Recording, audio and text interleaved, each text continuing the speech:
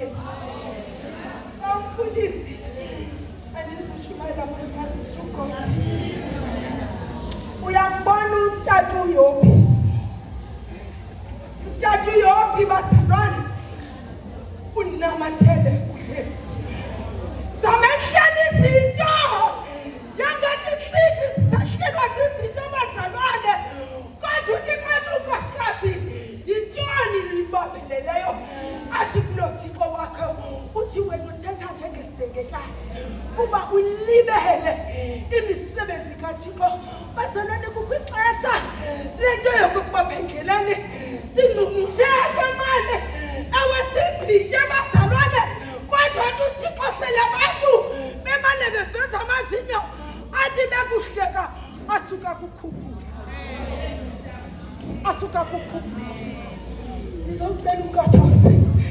Ndizocela ucothoza bomfundisi andinto yanto ngaphandle koThixo bazalwane. Bathi abantu sebeqonda into yokuba bakugqibile bazalwane. Ndizocela intoba mantombazana sihambe endleleni kunye sikothoze endleleni sihambe noYesu.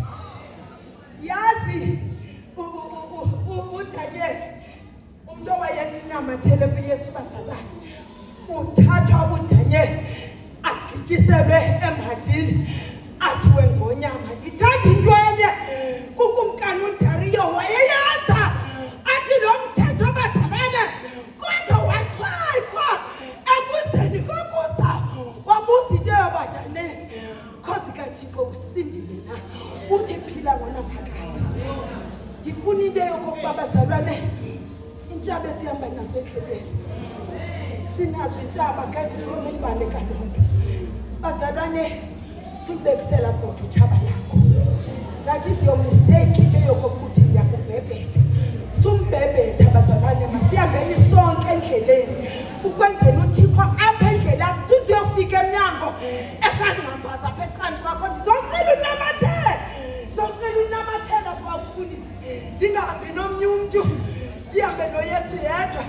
Emafundisi sikhona isizo manje ndisandafuna ukuncancazela yile nto ndithi mandizothetha noba mabini mathathu kule ndawo nasekule ndawo ndihleli kuyo ndafuna ukuncancazela bazalwane.